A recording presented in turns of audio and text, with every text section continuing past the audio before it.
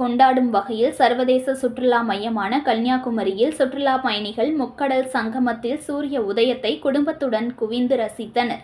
சர்வதேச சுற்றுலா தலமான கன்னியாகுமரியில் தினமும் உள்நாடு மட்டுமின்றி வெளிநாட்டிலிருந்து ஏராளமான சுற்றுலா பயணிகள் வருகை தருகின்றனர். கடல் நடுவே அமைந்துள்ள விவேகானந்தர் நினைவு மண்டபம், திருவள்ளுவர் சிலை மற்றும் அங்குள்ள கண்ணாடி கூண்டு பாலத்தை பார்வையிடவும் சுற்றுலா பயணிகள் ஆர்வத்துடன் வருகின்றனர்.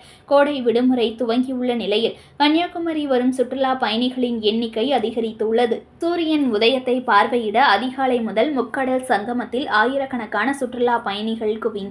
சூரியன் மெல்ல கடலிலிருந்து வெளியே வரும் காட்சிகளை பார்த்து ரசித்த சுற்றுலா பயணிகள் தங்களது செல்போனில் புகைப்படங்களும் எடுத்துக்கொண்டனர்.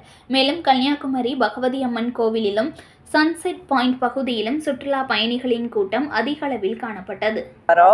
நேற்று வந்திருந்தோம். இன்னைக்கு காலையில சன்ரைஸ் பார்த்துட்டு ஒரே செம கும்பலா இருந்தது. நிறைய பேர் வந்து பார்த்தாங்க.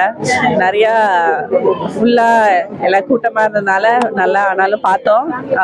சூப்பரா இருந்தது சன்ரைஸ். நெக்ஸ்ட் இப்போ புதுசா பிரிட்ஜ், அந்த விவேகானந்தர் இது, அப்புறம் கிளாஸ் பிரிட்ஜ் எல்லாம் போட்டிருக்கனால அதெல்லாம் போயிட்டு அப்புறம் வேற எங்க கோயில் போயிட்டு அப்புறமா ஆமா, என் பேரு நித்யா. செய்திகளை உடனுக்குடன் தெரிந்து கொள்ள லைக் பண்ணுங்க, ஷேர் பண்ணுங்க, சப்ஸ்கிரைப் பண்ணுங்க, மறக்காம கமெண்ட் பண்ணுங்க.